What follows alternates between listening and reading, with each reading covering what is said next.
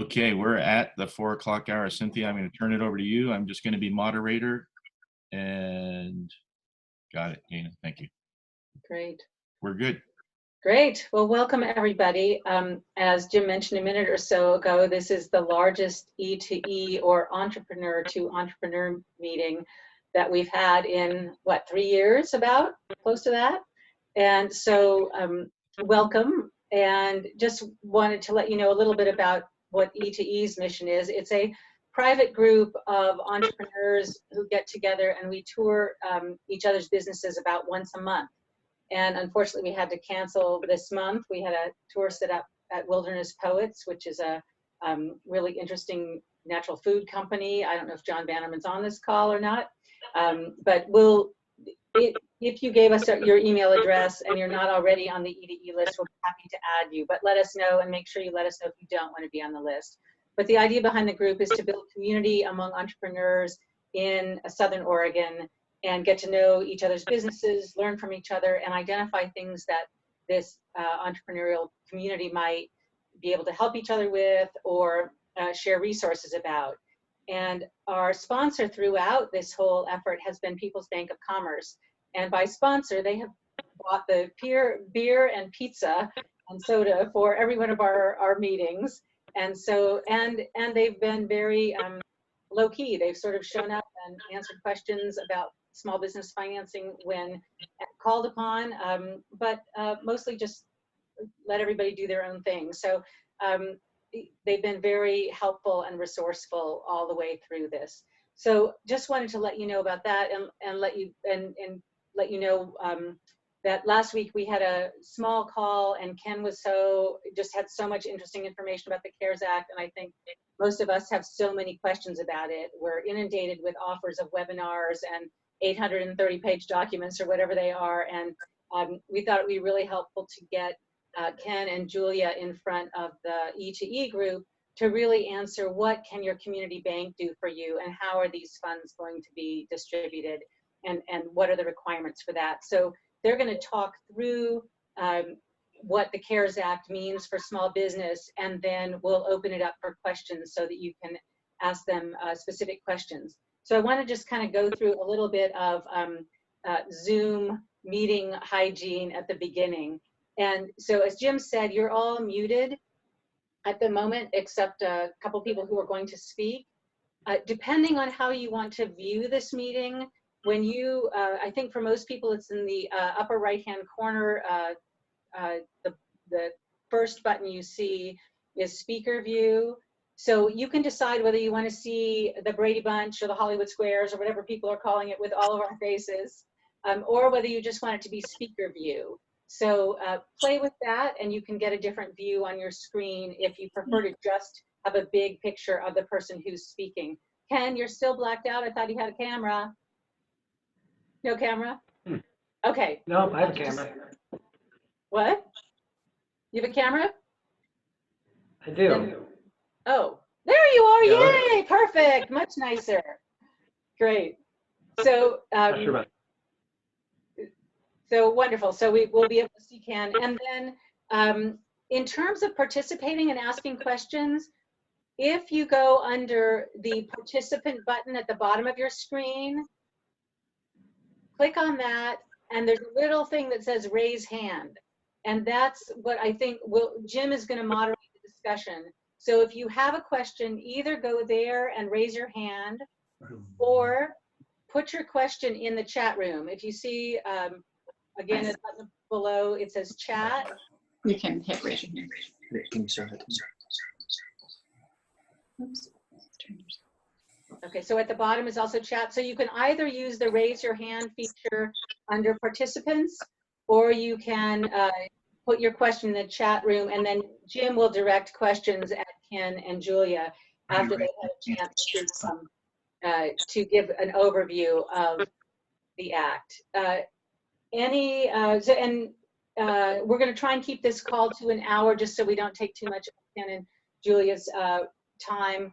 But if there's other questions, go ahead and put them in, and we'll try and get answers back to you. And at the end of this, we'll ask for people's, if you want more information, Ken and Julia also said they would get us more information about the act as it comes through as an opt-in, on an opt-in basis. So make sure you put that also in the chat if you want to get more information about it. So any questions about Zoom before I introduce Ken and Julia? Cynthia, I'm going to also, Ken wanted me to let everybody know. So he's going to be mentioning some forms and some processes. And on southernoregonbusiness.com, I put the link in the chat. I have all of that information. Soon it'll also be on the bank's website. But in the meantime, I have the information listed there. So if you just go to southernoregonbusiness.com, you can find it. Or the second link I sent will take you directly to what Ken's going to be talking about specifically. Terrific. Thanks. Thanks.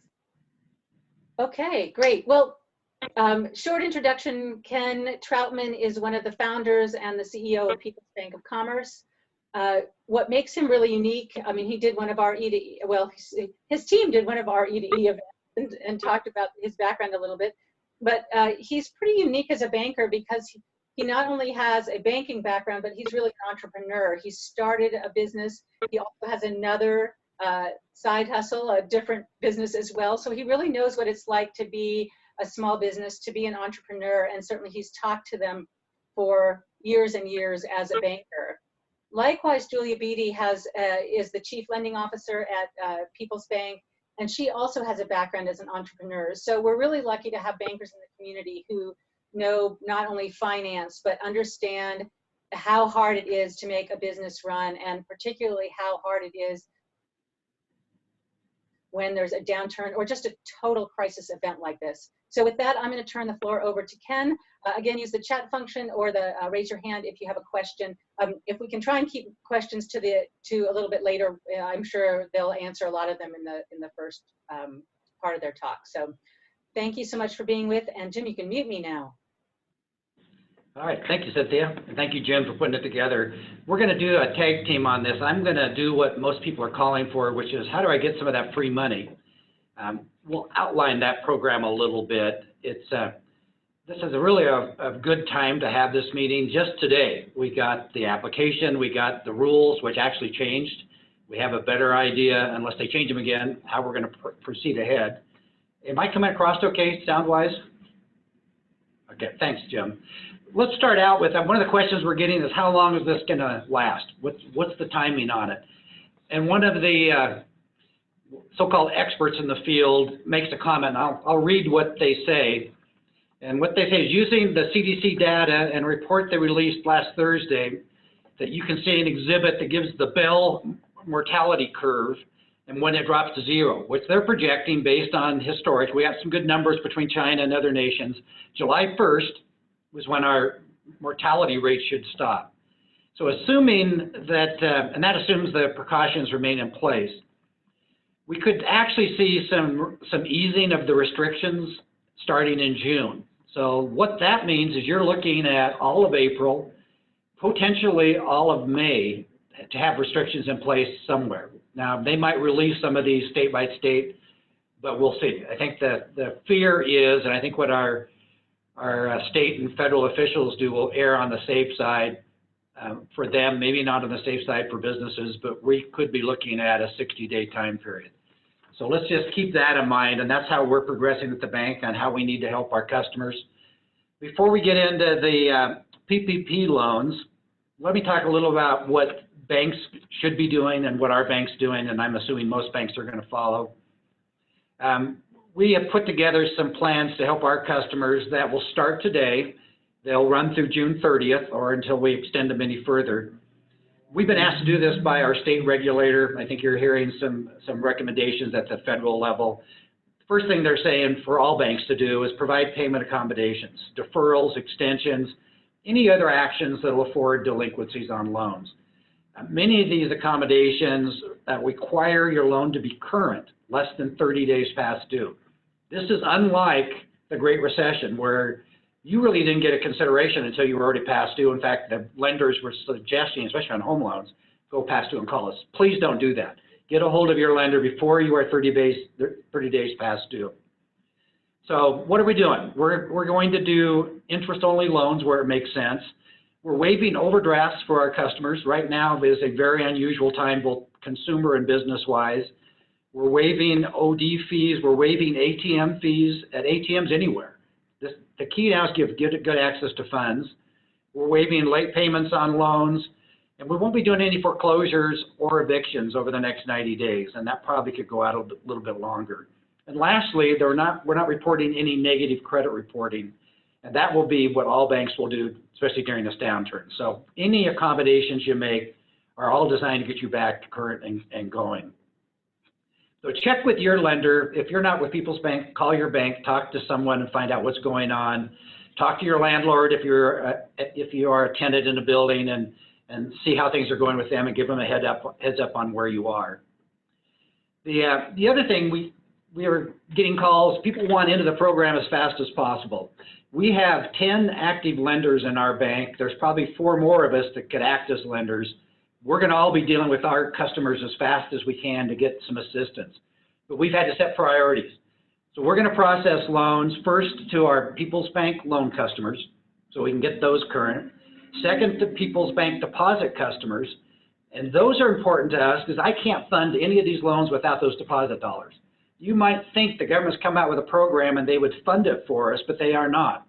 We have to use the difference between our current loans and our current deposits. That's the liquidity that we can use to fund these loans that we're trying to do. And for a bank our size, this could be anywhere from 20 to 50 million in loans. So it's pretty significant. We do have the ability to borrow overnight. That's kind of unique to see a borrowing for this kind of emergency program. So we have set the priority for those particular items. We have a little over 150 customers already in the queue wanting assistance. And so if you take a look at 10 loan offices, we have 15 per loan office that we're working on ASAP.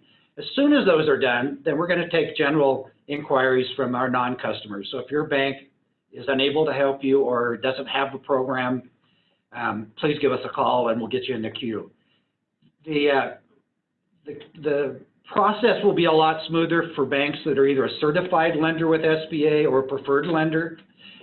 They did open it up to all banks, and banks that have never done an SBA loan can sign up and learn to do the process. People's Bank is a preferred lender. We can actually underwrite direct for SBA, so we have some comfort on the process, but we want to make sure you understand we're learning on this process, what it is, how it goes, and what it looks like. So what I'm telling you today might be modified, and if it is, we're going to put an update on our website. We'll give Jim access to it, and we'll get you the information as soon as we can. The other thing I want to let you know is some of the first people that called me to ask for assistance were the folks that did not need assistance. Financially, they were as solid as you would want to be, but they heard that there's free money, and so they want to be at the table. I had one of our larger customers call and say, I think I am impacted, I'd like access, but I can get through for a while. Make your priority those clients that are under immediate care, and that's the attitude we all should have. If you can get through a while, let us help those that are in dire straits. Our restaurants have been closed. Our motels have been just decimated. A lot of our businesses have been asked to close, and so they need to reopen. We need to help them as we go through the process. So what we're going to do first, we're going to go through the information sheet. Now, again, this just came today, so I apologize in advance, and I'm going to probably read a little of this. This will be on Jim's website, and it'll be on our bank's website. Look it over closely. There's some different things on this that we need to learn, but all loan terms are the same for everybody. So it doesn't matter if you're a relative of mine, you're going to get the same deal as anybody else out there, which I think is a good program. Now, let's talk about forgiveness. So if you apply for the loan, how will it be forgiven? They'll be forgiven as long as the loan proceeds are used to cover payroll costs, most mortgage interest, rent, and utility costs over an 8-week period after the loan is made. Now, we were talking in our group, every time you read something, it creates another question. Clients that have actually closed your business, the benefit under this particular program is your loan amount is established by your payroll costs. Now, if you've closed, because the state said to close, or federally you've been said to close, you're not going to be able to offset your loan amount until you hire your employees back. And you're not going to hire your employees back until the state's going to let you open. So this is where we're going to have to work really close with you, get an approval, get your loan amount set aside, and wait to fund until you're getting really close to bring your employees back on. So that 8-week period that you're going to incur payroll costs is used to offset your loan amount on the forgiveness. This one's a little bit unique, and we're going to have to work on that one really close working with you. The key is that they want employees and compensation levels to be maintained. So just think in lines that this is all about employees. This is about keeping people working. There are some limitations to the process. Now, the way you're going to calculate your borrowing amount, you're going to take your payroll cost, your average payroll cost, if you've been in a business, let's say for a couple of years, your average payroll cost for last year, 2019, and you're going to divide it by 12, and that's your average. That monthly cost is going to be times 2.5. Now, when you read the instructions, they get kind of cute on how they do the math. In essence, they're going to say you get 100% for 1 month, 100% for the second month, times that by 25%. I'm telling you, that's 2.5 times your monthly. So don't get confused on that. Now, payroll is, you got to decide what does that include. Now, they did do a pretty good job in the instructions of telling you what payroll costs are. That is salary, wages, commissions, or tips under 100,000. Anything over 100 on salaries is excluded. So just kind of keep that in the back of your mind.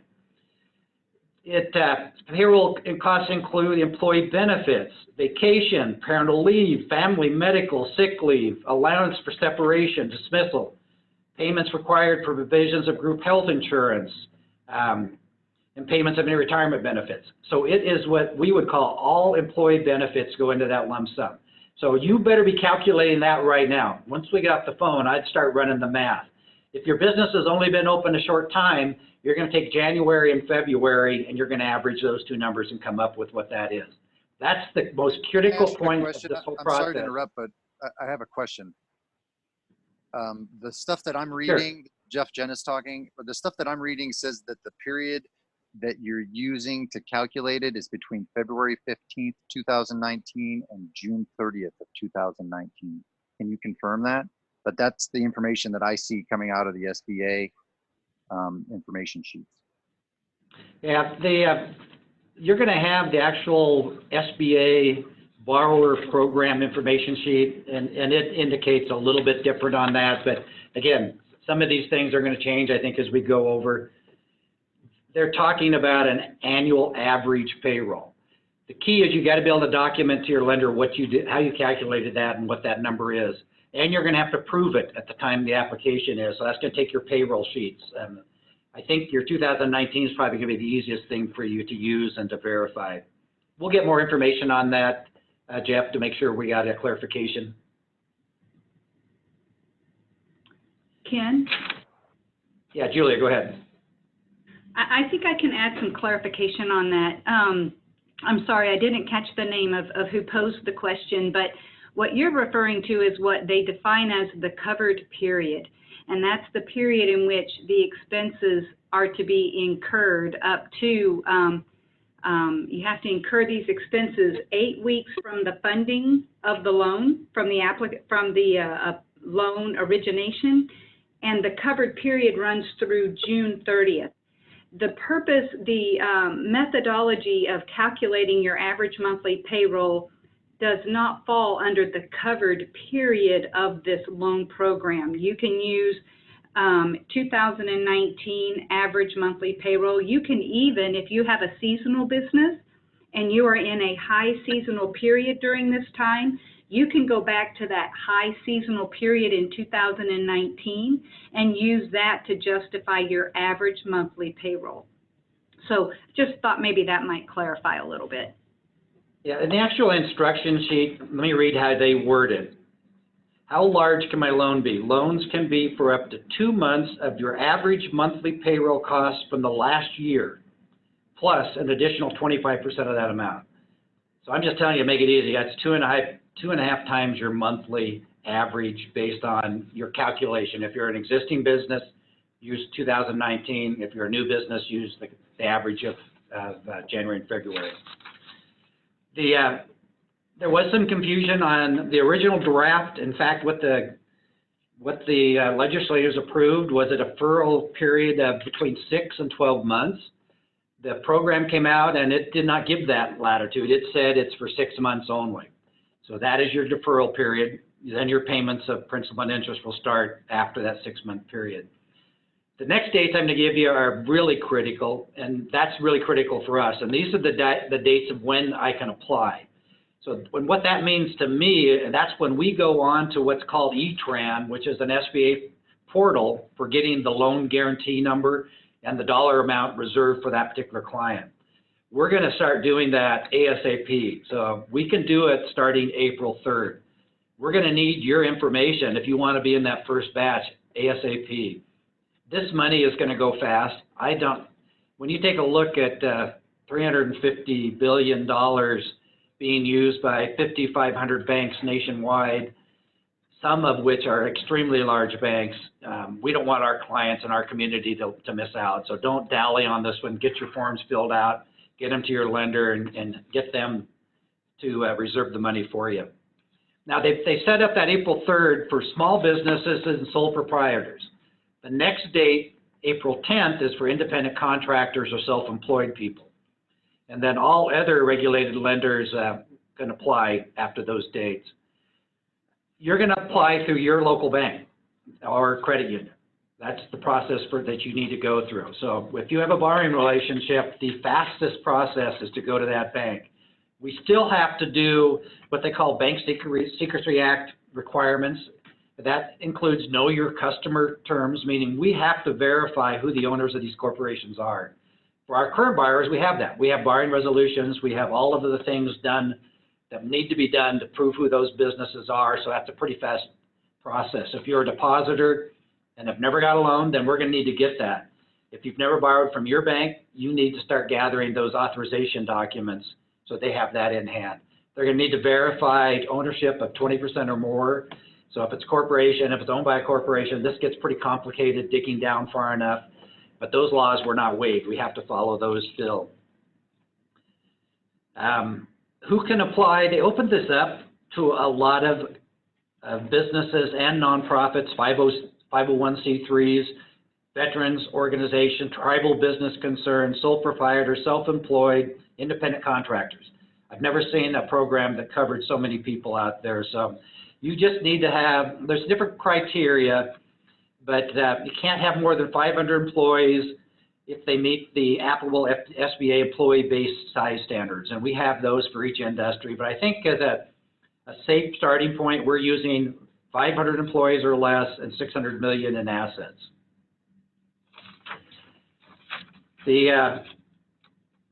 What do you need to apply? They put right on the application. To apply for the Paycheck Protection Loan Program, you're going to need to have your payroll information, and you're going to have your required documentation to your approved lender by June 30th. Be careful on that date. Unless they approve additional funding, which they very well might. I think our government recognizes how severe this is on our businesses. This first round will go quick, so they might open it up with round 4, but let's not wait to find out. You're going to need to provide primarily your lender with your payroll documentation. So make sure that you're talking to the people that put that together for you. This is one of the few cases where you don't have to show that you applied for a loan that's a non-SBA loan before you get this loan. Almost every other program, you have to have been declined for a standard conventional loan before this program works. This is not the case this time around.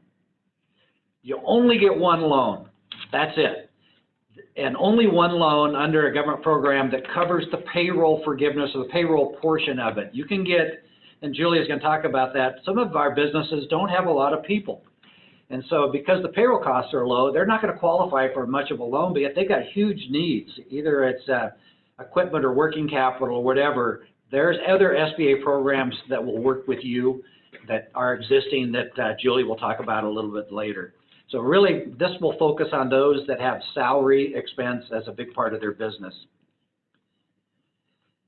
What can you use the loan proceeds for? I think we talked about payroll costs, including benefits. This is the use of funds. And now the application, when you get to that, is you're going to certify that this is the only things you're using these funds for. And this program is an honor system during the application phase. They will be certifying afterwards that you are truthfully filling out the information, and you're going to give them the ability to do some checking. So this is not a time to fudge the numbers or play with the numbers. Make sure you follow it. Payroll cost, including benefits, interest on mortgage obligations incurred before February 15th, rent under lease agreements enforced before February 15th of 2020, utilities for which service began before February 15th, 2020. So just remember that February 15th, 2020 is a key date. We went through what counts as payroll costs. You'll want to look at that real close when you see it on the website. We talked about how large your loan can be, how much of it can be forgiven. This is a little bit different math on this, but this one, it basically says you will owe money when your loan is due if you use the loan amount for anything other than payroll costs, mortgage interest, rent, and utilities over an 8-week period from the date of the funding of the loan. Due to likely high subscription, they anticipate that not more than 25% of the forgiven amount may be for non-payroll costs. So keep that in your mind. You could very well have 100% of this loan forgiven, but they also have in one of the other sites I saw that if the volume exceeds the need, they could actually reduce the amount of the guarantee amounts or the loan amounts. So we'll have to watch for that one. You'll also owe money if you do not maintain your staff and payroll. So that's a critical component. Number of staff, your loan forgiveness will be reduced if you decrease your full-time employee headcount. Level of payroll, your loan forgiveness will also be reduced if you decrease salaries and wages by more than 25% for any employee that made less than $100,000 annualized in 2019. Rehiring. This is an important one. You will have until June 30th, 2020 to restore your full-time employment and salary levels for any changes made between February 15th, 2020 and April 26th. Now this one is one we're going to wait and see how this works. How do I request loan forgiveness? You're going to submit that request to your lender that is servicing the loan, in essence your bank, credit union, or anyone you're going through. This request will include documents verifying the number of full-time equivalent employees and the pay rates, as well as the payments on eligible mortgages, leases, and utility obligations. You must certify that the documents are true and that you use the forgiveness amount to keep employees that make eligible mortgage, rent, utility payments. The lender is going to have 60 days to make a decision on the forgiveness. So I can anticipate we're going to be overwhelmed with forgiveness since this is a unique opportunity. So a 60-day time period. I think rest assured we want to all get this through as quick as we can. So we'll be processing these at our bank as fast as we can. One of the unique features, when it first came out, it looked like the interest rate you're going to be charged was 4%. The guidance came out today, and you're going to be charged 0.5%, less than 1%, half of 1%. Now, before you start feeling too sorry for the banks, the SBA is going to pay us a fee after we fund, depending on the loan size, for us doing these loans. So I think the reduction in rates makes sense. The other big change is when we originally looked at it, we thought it was a 10-year loan program. It is now a 2-year loan program. So you're going to have hopefully some forgiveness based on your employment. Whatever that balance is, you're going to start making payments after 6 months, and you're going to have two years to pay it back. The deferral portion of the loan, there was some latitude originally too. We thought it was between 6 months and a year, and the lenders would decide. That went away. You now have a 6-month deferral. So once the loan is granted, no payments, principal and interest for 6 months, then you've got 1.5 years to make the full amount of principal and interest paid that's remaining after forgiveness. There are no prepayment penalties.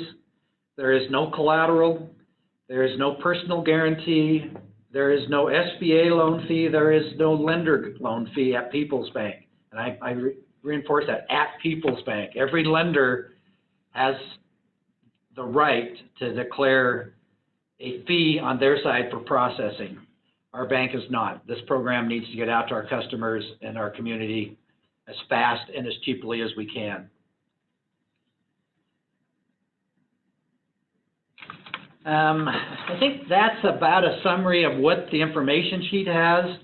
Just quickly, I'm going to run through the application. This is the shortest application I have ever seen in my life. So you're going to be tickled when you see it. You're going to tell us what you are: nonprofit, vet, tribe, individual, construction, self-employed. You're going to give us your business name, your address, your trade name if you use a DBA, your TIN, taxpayer identification number, business phone, email address, and primary contact. You're going to tell us what your average monthly payroll is, times 2.5 equals the loan amount. And you're going to tell us the number of jobs that you have. You're going to tell us if you're including payroll, rent, mortgage interest, utilities, or other. You're going to list all owners on the app, their title, their percentage of ownership, their taxpayer identification number, and their address. You're then going to testify to a couple of questions. It's almost like if you've ever bought a gun, here's the questions you almost always ask on that application. Is the business of the owner presently suspended, debarred, proposed for debarment, declared ineligible, voluntarily excluded from participation in this transaction by any federal department or agency presently involved in any bankruptcy? You should be saying no. Has the business, any of its owners, or businesses owned or controlled by any of them ever obtained a direct or guaranteed loan from SBA or any federal agency that is currently delinquent or has been defaulted on in the last 7 years? Hopefully you're going to say no. Is the business owner or any owner of an owner, let's say, is the business or any owner of an owner of any other business or have common management with any other business? If yes, list all of the listings of all affiliates and describe the relationship in Addendum A, which will be attached. Finally, number 4, has the business received an SBA economic injury disaster loan between January 31st, 2020 and April 3rd, 2020? If yes, provide details on a separate page. Applicants who are individuals and all 20% or greater owners of the business must answer the following questions. If questions 5 and 6 are answered yes, or question 7 is answered no, the loan will not be approved. So let's talk about 5.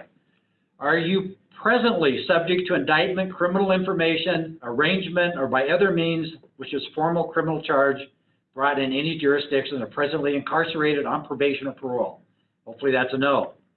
Within the last 7 years for any felony or misdemeanor for crime against a minor. And then they list the items. Hopefully that's a no. Are you a U.S. citizen? Answer, yes. That's page 1. Page 2 gives you some representation and some authorizations, and you're going to certify to 5 or 6 different things, and then you're going to sign it. And that is your application. So that Jim has uploaded. We have that on our website. Then the information sheets with it, read through how to do payroll. That is the program. Now they also, being thorough, gave the lenders an information sheet on what we need. The key component on that for lenders is what underwriting is required. What it says is you will need to verify that a borrower was in operation on February 15th. You will need to verify that a borrower had employees for whom the borrower paid salaries and payroll taxes. You will need to verify the dollar amount of the average monthly payroll cost.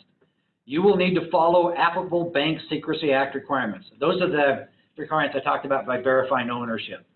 So those are just a couple of the items that the bank is going to have to do. And I'm going to stop there. This is a lot of information. Julie is going to go over some of the other programs. Do we want to take questions now, Jim, or go ahead and let Julia finish and then just see what comes up? I have a couple of questions that relate to exactly what you were asking, so it might be best to take those now. I'll read them. Okay. So Hank had a question, and that's what's the definition of a small business? We had somebody post the SBA Gov support table size standards on there, so that probably answers it. He followed up by saying, you said 4/3 of applicants are for sole proprietors and small businesses. Are these defined as under 500? not sure I follow that, but Well, a small business by definition for this program is less than 500 employees. And I think for the purposes doing your app, 600 million in assets. SBA has got different categories for every one of them. But I think that's a good threshold. Your lender should be able to help you with that process, and we can definitely do it here. okay. Enda says, are the SBA loan, the Payroll Protection Program, PPP, and the Pandemic Unemployment Assistance Program separate, different programs, or are they all the same? Well, they've called so many of these programs different names. Julia, do you remember the specific names on your programs, and what would your answer be? I haven't heard a program referenced to as the pandemic unemployment program. There is another program, it's referred to as EIDL, or the Economic Injury Disaster Loan. So that is a separate program from the PPP, and I can go into that now or I can wait. Let's see if there's more questions. Yeah. Let me ask a couple more questions, but that was Leah's. The next question was, do you know anything about the EIDL grant? So let's save that since you're going to cover that. And we'll go down the list here.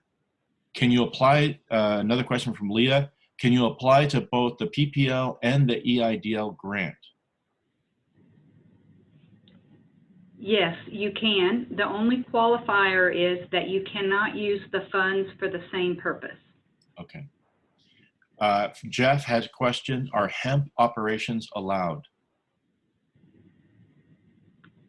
I would answer by saying that there's nothing that seems to indicate that it isn't allowed. Okay.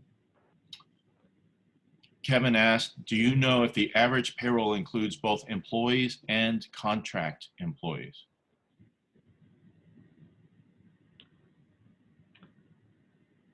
You know, I'm not sure I have the answer. My gut instinct would be yes, but let us do a little research. Julia, can you make a note on that one? Okay. Yeah, you bet. I'll save these Q&As as well, and that way we'll have some documentation that we can follow on. Dana asked, how is the loan forgivable for a sole proprietor or a 1099? Most of the forgiveness is tied to payroll, but how does that work for 1099 or sole proprietor? That's an excellent question, and that's one of the areas where we're going to need to do some additional research through the formal guidance that gets issued by the SBA. I don't have an answer for you yet on that, but it is a question that I have already been, I'm aware that we need to be able to answer that question. Okay. Hank asked, who can submit their application on April 3rd?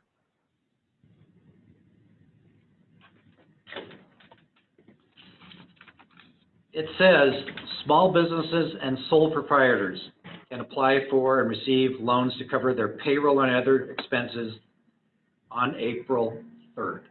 Okay.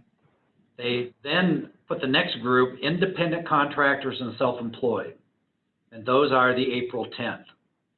So my assumption is most of our businesses are small businesses. They're not self-employed, or you're the only employee, the only one doing the work. Those are going to be April 10th. Everybody else is going to be on the April 3rd timeline. Okay, Ken, is there any timeline listed for nonprofits? It doesn't put them in there. I didn't see that. So I'm assuming, you know, I don't know. I would, from our bank side, I'd probably put those in on April 3rd and see what happens. Okay. It says number 3 on the application, this is from Charlie, number 3 on the application, we declare all ownership. Does that mean that if we rent from an LLC that we also own, that it will be excluded from allowable forgiveness? That's a good question, because, you know, we have the same situation with some of our clients. And actually, you need to know out there that banks qualify for this program. And I know when I'm talking with Jim and Cynthia, we have a lot of personnel expense. We're not going to apply under this till all of our customers are taken care of and handled. But we have LLCs that we're joint owners in and that we own, and we don't know the answer.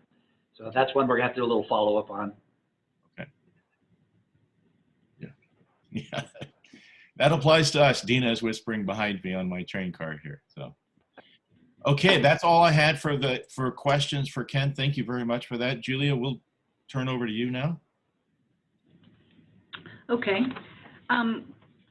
Ken made reference to in recognizing that the loan amount for the PPP program is 2.5 times your average monthly payroll expense. If you have significant operating expenses relative to payroll, another program that is worth you're giving some consideration to is the EIDL, the Economic Injury Disaster Loan. Those loans, however, there are some positives and there are some negatives. The positives are that there is an initial grant. First, I should qualify by saying, because this is not done through the bank, I have not yet come up to speed on this program as well as I hope to over the next few days, because this is a program that applicants apply directly online with the SBA. But it is our job as bankers to help advise our clients as to which is the best program for them. So we are trying very hard to get up to speed on this program. I'm going to share with you what our understanding currently is, recognizing that this may not be fact, but it is the best that we understand it currently. On the EIDL program, again, you apply directly with the SBA. I attended listened in on a webinar, and the SBA website is absolutely flooded with these requests. There were supposedly about 25,000 pending applications for it. The loan amount is up to $2 million. There is an initial grant of $10,000 that I believe if you apply, it's almost an automatic, and they pose it as a grant, which makes me believe that it is similar to the forgiveness aspect of the PPP program. The interest rate for for-profit entities is 3.75%, but it's amortized over a period of up to 30 years. So a pretty generous amortization schedule. That, again, I want to reiterate, if you have significant operating expenses outside of payroll, this might be a real good avenue for you to explore. The bank, our bank, currently has some internal products that we have also developed for our current borrowers, and they include 90 days of deferred payments and up to 90 days of paying only interest only. The question we're getting is, can you couple both the EIDL loan with the PPP loan? And you can. Again, you just can't use them for the same purpose. That's really about all that I would add in terms of other programs. Oh, I would also mention that in this webinar today, they made reference to another program that is out there for which there hasn't been much discussion, but it's called Main Street Business Lending Program. And it sounds like it's going to be another phase of funding relief for which the details haven't yet been made available. But I bring it up only because it might be something you hear about or might be something that you read. So be aware that there is this other program out there kind of pending, but there hasn't been any guidance issued for it yet. And I believe that's all I would add. Okay, I have a couple. I guess one other comment, Okay. Jim, to add to, there are a few other products that you can look at, and really our bank's fortunate in that we have a factoring company called Steelhead Finance. Deals primarily with trucking. Most of that is back east.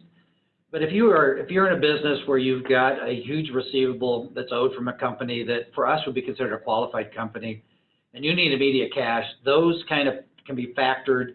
And the turnaround is usually within 24 hours. And we would finance typically 95% of that up front. The fee is somewhere between 2 and 3% for those transactions.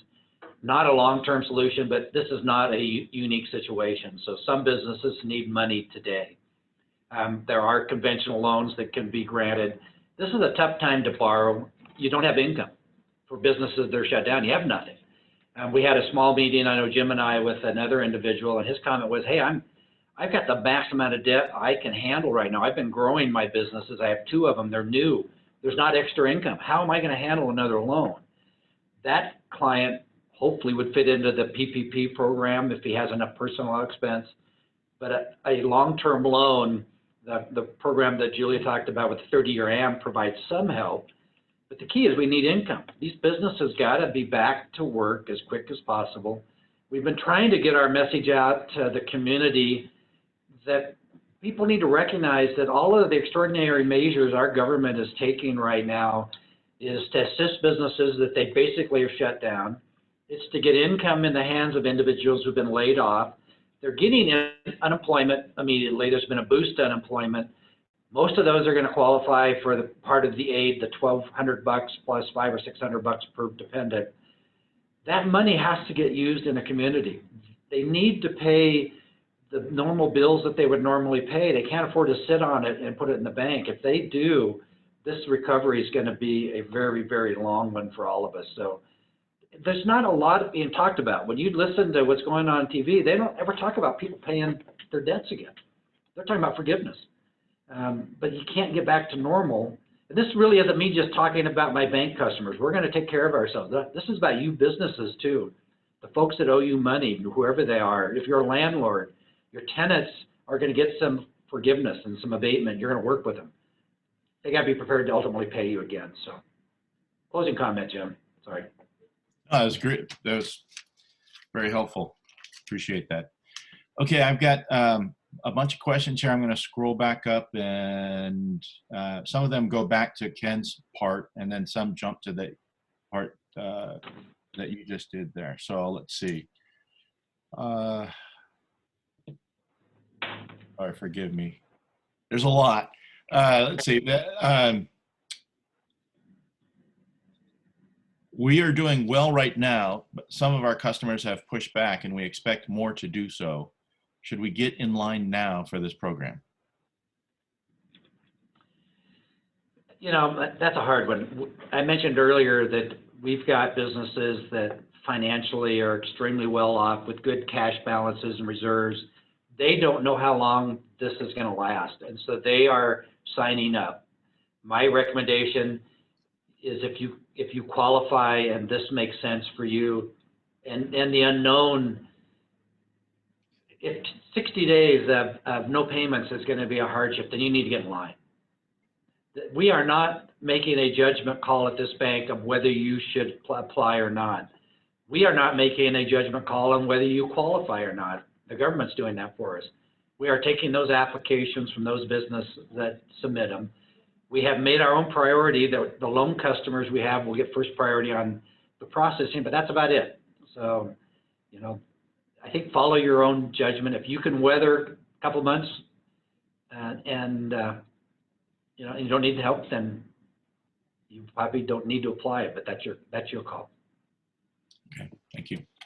Rachel asked, if most employees are 15 to 30 hours per week, do we have to hire back an employee laid off that only worked 20 hours per week, or just full-time employees? Yeah, I think, and this, Julie, you might step in. This is where it gets a little vague, but it's looking at your head count and your salary expense that you have. So you're comparing what you had when you applied versus what you have at the end. If they match up, you're going to be in pretty good shape on the forgiveness side. Julie, did I hit that one correct? I would agree. I think in order to try to meet the criteria as we currently know it and to maximize your opportunity for getting the forgiveness, I would try to match current head count, part-time, number of hours, payroll expense, et cetera. I would try to match it. Okay. Dana asked. So the answer to that was if you have 25% employees or 50% employees, you're going to have those at the end. You don't have to hire them on full-time or 75% to get the aid. It's salary expense that you're using to defer or to forgive, excuse me. It's really a dollar amount for your salary expense. It's not a head count. Is that right? They have a head count too, but they're not, you know, they don't want you decreasing your full-time employee head count. That's in the information sheet. It's a little vague on your part-time employees, but. Okay. I would just add that the spirit of it is to try to return employees to work.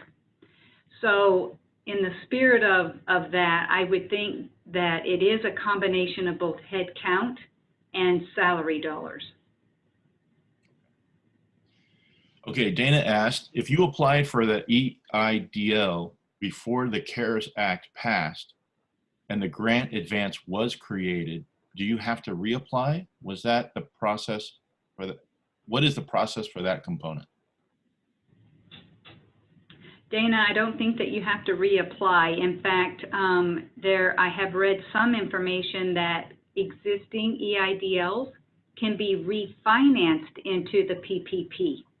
So it sounds like there's some flexibility both with those EIDLs that may have already been obtained versus those that might still fit as a complementary loan to the PPP.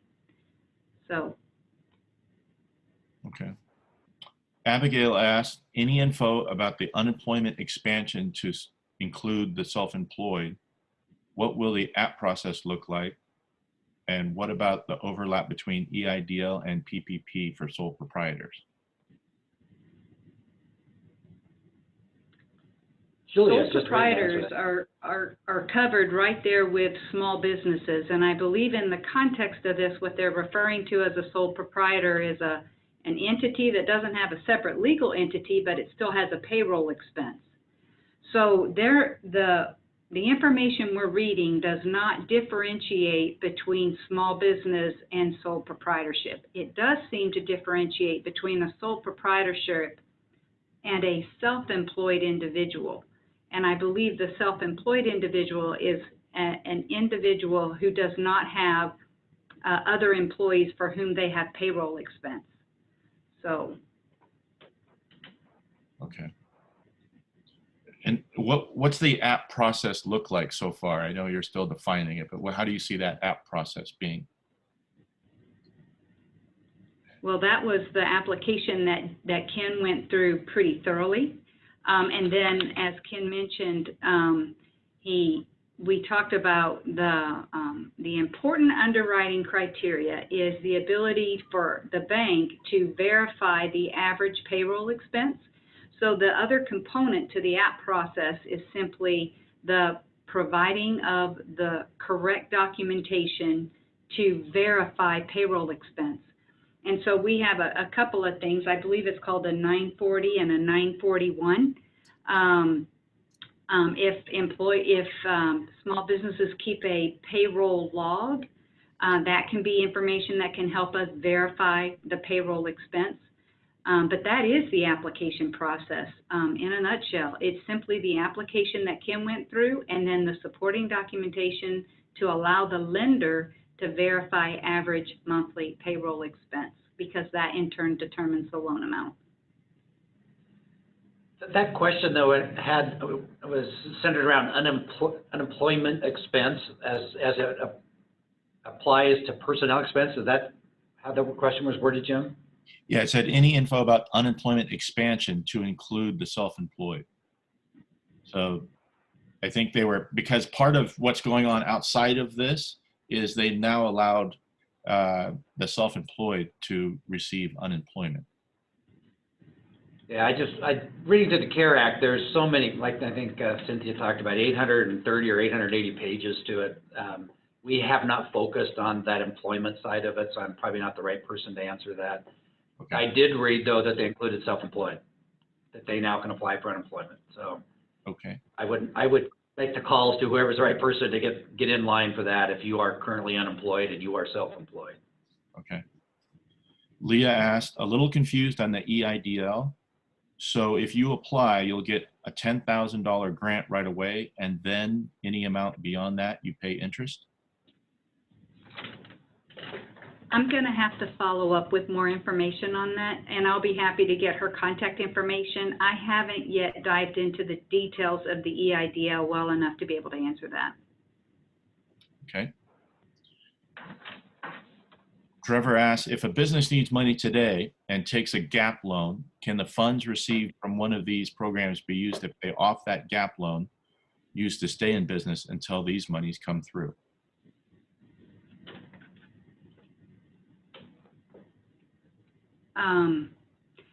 Well, when we talked about the approved purposes of these funds, it did not include the payoff of existing debt. So I would suggest caution going down that route, because it is very, very clear in terms of what are the allowed uses for the loan. Now, I have to clarify and say that is in order for the amount of that portion of the debt to be forgiven. If you don't use it, though, gosh, if you don't use it for the allowed purposes, I think that that might be problematic. And so far, I don't see anything where it speaks to paying off other debt. Jim, we were looking at that, though. The way we were structuring our emergency loans was to have shorter maturities so that we could potentially wrap those into an SBA product. It may not be, we know it won't be the PPP. I forget the initials on the other one, Julia, the EI, whatever it is.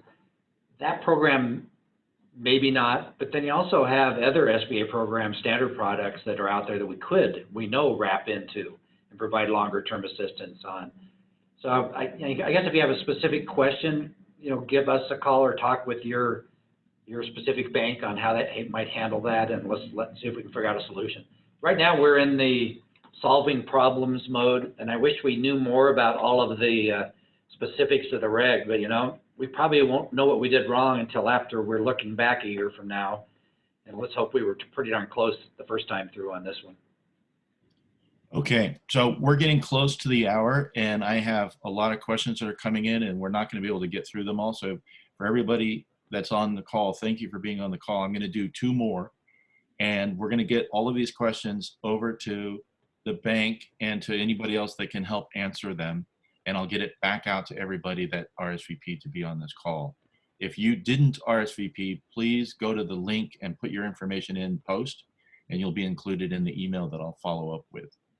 I'm going to go and ask 2 more questions. So, and I'm just going in order. I'm not filtering these at all.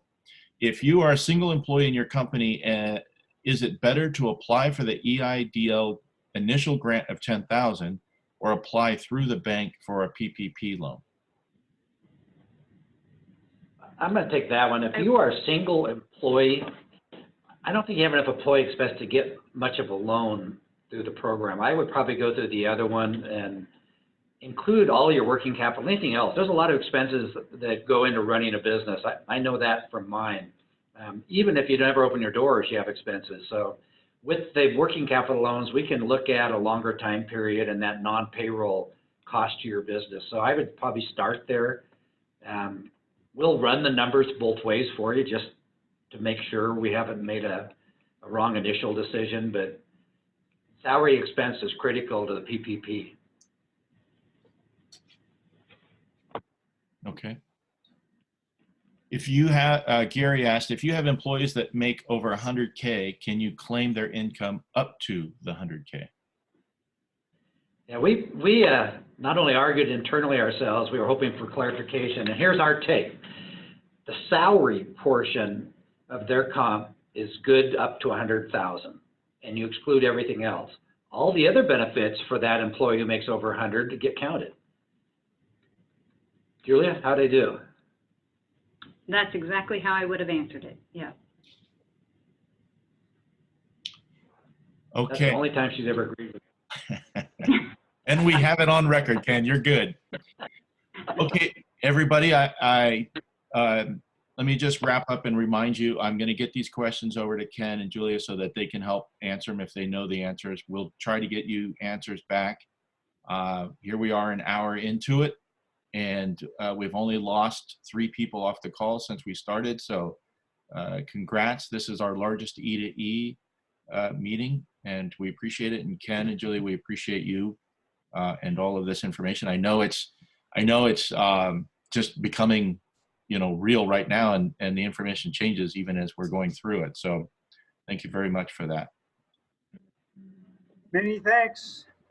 Great. And I think it's possible that we might be able to do a follow-up call. We'll see and sort of poll people and see if that would be helpful in a bit as well. We'll see whether we can impose on our busy bankers or not more.